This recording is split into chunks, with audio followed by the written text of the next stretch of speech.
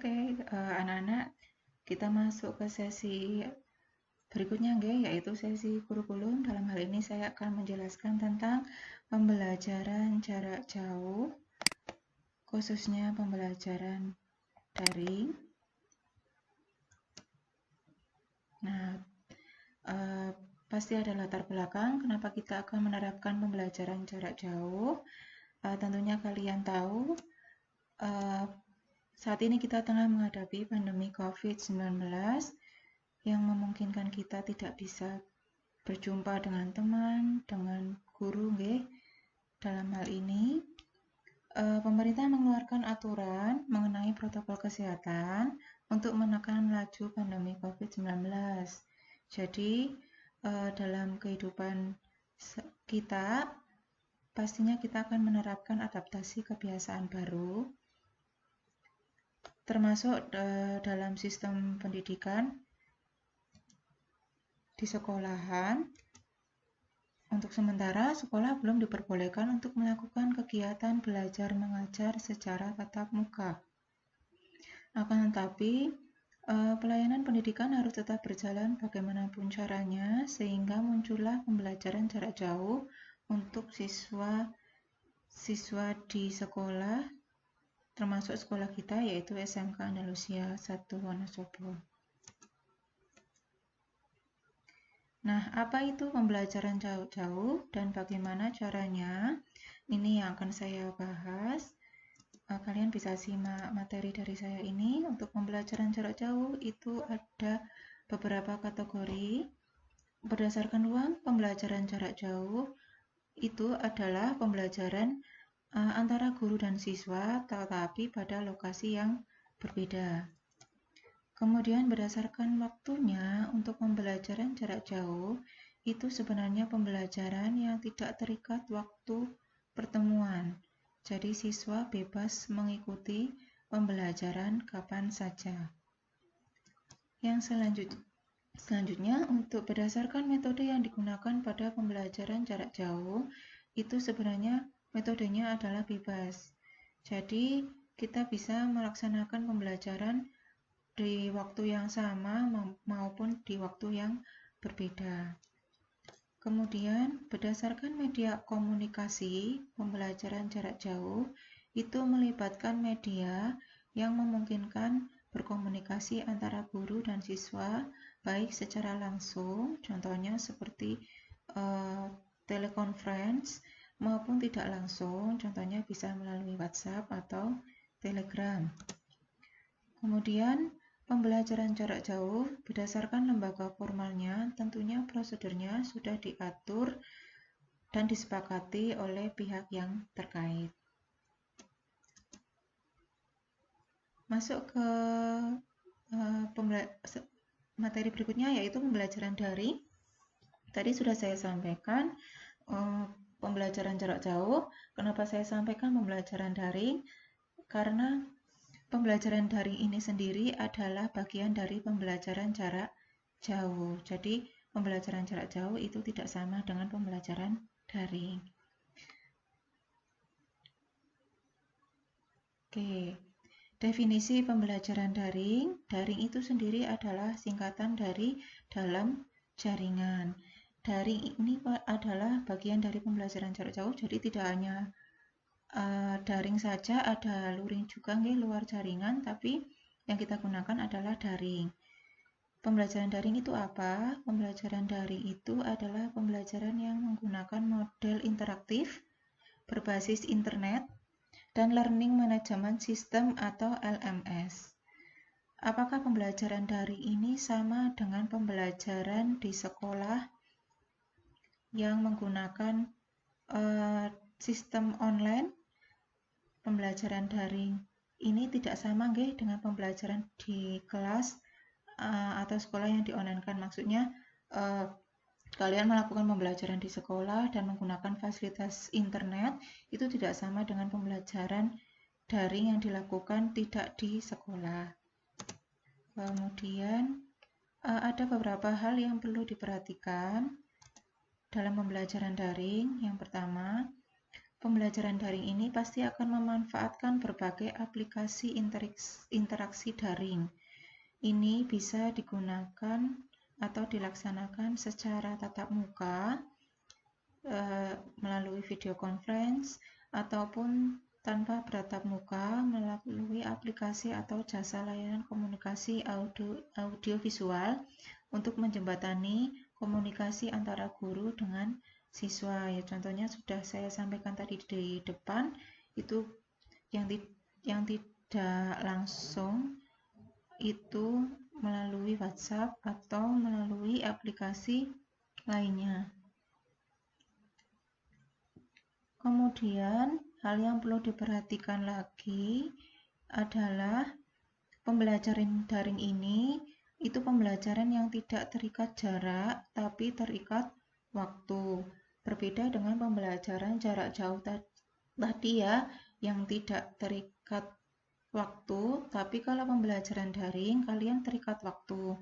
Memang pembelajarannya berada di tempat terpisah, tetapi pelaksanaannya dilakukan dalam kurun waktu yang telah ditentukan. Jadi nanti dalam pembelajaran daring ini tetap ada jadwal seperti kalian mendapatkan jadwal pelajaran dan kalian harus mengikutinya sesuai jam yang sudah ditentukan. Kemudian yang selanjutnya, aplikasi apa saja yang digunakan dalam KBM online?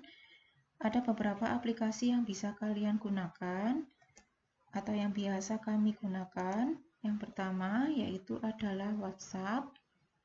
WhatsApp ini tentunya sudah sangat akrab kalian gunakan dalam kehidupan sehari-hari ya.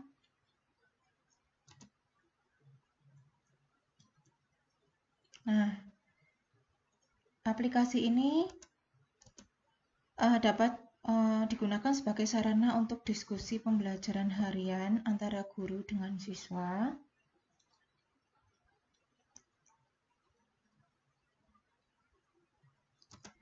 Kemudian untuk WhatsApp ini sendiri merupakan komunikasi harian antar pengguna grup.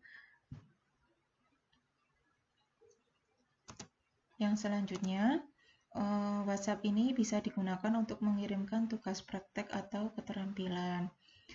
Setelah saya amati pembelajaran daring di semester sebelumnya, itu lebih mudah menggunakan WhatsApp untuk pengiriman tugas praktek maupun tugas keterampilan. Kemudian untuk aplikasi yang kedua yang digunakan oleh Bapak Ibu Guru itu ada Google Classroom. Google Classroom ini adalah aplikasi manajemen sistem pembelajaran yang besar. Ini biasanya digunakan oleh Bapak Ibu Guru untuk mengirimkan tugas kepada siswanya. Jadi untuk Google Classroom nanti kalian masuk dulu ke dalam aplikasi, jadi kalian bisa melihat tugas yang dikirimkan oleh Bapak Ibu Guru. Kemudian tugas ini juga dapat digunakan untuk mengumpulkan tugas yang diberikan oleh Bapak dan Ibu Guru. Serta Google Classroom ini juga dapat digunakan untuk mendiskusikan materi yang diberikan oleh Bapak dan Ibu Guru. Aplikasi selanjutnya adalah Google Forms. Nah, ini aplikasi ini juga sering digunakan oleh Bapak Ibu Guru dalam pembelajaran daring. Jadi Google Forms itu sendiri adalah aplikasi administrasi survei yang merupakan salah satu fitur dalam Google Drive. Dengan Google Forms, kita bisa membuat pertanyaan kuesioner secara online atau bisa digunakan untuk membuat kuis dalam setiap kali pembelajaran daring. Ini sudah kalian aplikasikan dalam MPLS online ini ya, karena saya lihat dari kemarin ada beberapa Bapak Ibu Guru yang membuat kuis menggunakan Google Forms. Kemudian untuk Google Forms itu sendiri juga dapat digunakan untuk presensi kehadiran siswa. Seperti yang kalian gunakan untuk presensi MPLS online ini juga menggunakan aplikasi Google Forms. Kemudian aplikasi selanjutnya adalah Schoology. Nah, ini untuk Schoology Ini merupakan salah satu aplikasi manajemen sistem pembelajaran yang besar. Schoology ini dapat digunakan untuk membuat soal ujian atau kuis untuk evaluasi pembelajaran. Dan dapat digunakan untuk ujian tengah semester maupun untuk ujian akhir semester dan ujian akhir tahun. Untuk SMK Andalusia 1 Wonosobo itu sudah menerapkan ujian akhir semester dan ujian akhir tahun serta ujian sekolah menggunakan aplikasi ini. Jadi nanti kalian bisa masuk ke dalam akun Schoology dan tinggal mengerjakan ujian yang telah terjadwalkan dari sekolah. Oke, yang selanjutnya itu ada etika KBM online. Ini adalah yang perlu diperhatikan sekali untuk kalian para siswa kelas 10 untuk mengikuti pembelajaran daring, terutama untuk etika berkomunikasi dalam pembelajaran daring. Yang pertama itu adalah tentang bahasa yang kalian gunakan. Maka kalian harus menggunakan bahasa yang sopan dan santun. Jangan pernah menggunakan bahasa umpatan atau bahasa gaul yang hanya dimengerti teman akrab atau teman terdekat yang biasa kalian berkomunikasi. Walaupun bahasa umpatan atau bahasa gaul itu tidak ditujukan kepada guru, tapi alangkah baiknya kalian tidak menggunakannya sewaktu pembelajaran daring. Kemudian yang kedua, ini yang sangat penting dan banyak yang belum melaksanakan, itu tentang identitas asli kalian dalam pembuatan akun di aplikasi. Contohnya, itu foto profil yang kalian gunakan, itu harusnya menggunakan foto profil yang memperlihatkan wajah. Ada beberapa yang masih menggunakan wajah bukan dirinya atau menggunakan wajah tapi bagian mukanya tidak terlihat. Itu silakan diganti. Nama ID juga harus menggunakan nama asli, bukan nama samaran. Ini gunanya untuk Bapak Ibu guru yang belum mengenal kalian bisa tahu namanya, bisa tahu wajahnya. Jadi tidak membingungkan sewaktu penilaian. Yang ketiga, jika kalian harus melakukan komunikasi jaringan pribadi dengan guru, misalnya dalam pembelajaran daring itu, kalian membutuhkan penjelasan yang lebih terperinci, yang biasanya juga tidak kalian tanyakan di grup, tapi kalian tanyakan langsung kepada gurunya atau lewat WA pribadi. Itu ada etikanya ya. Yang pertama itu kalian harus mengucapkan salam terlebih dahulu, kemudian kalian harus menyebutkan identitas kalian juga, namanya siapa, kelas mana, supaya Bapak Ibu guru itu tidak bingung, tidak langsung bertanya apa yang kalian ingin tanyakan, tapi harus menyebutkan identitasnya terlebih dahulu. Baru kalau sudah menyebutkan identitas, kalian bisa menyampaikan maksud dan tujuan kalian, mau bertanya tentang apa, dan jangan lupa setelah kalian mendapatkan jawaban dari yang kalian tanyakan, kalian mengucapkan terima kasih. Oke, itu materi yang saya bisa sampaikan di kesempatan sesi ini. Semoga itu yang saya sampaikan bisa dimengerti, bisa dipahami, dan terutama bisa diterapkan ketika besok kalian sudah masuk ke KBM online melalui pembelajaran daring. Terima kasih.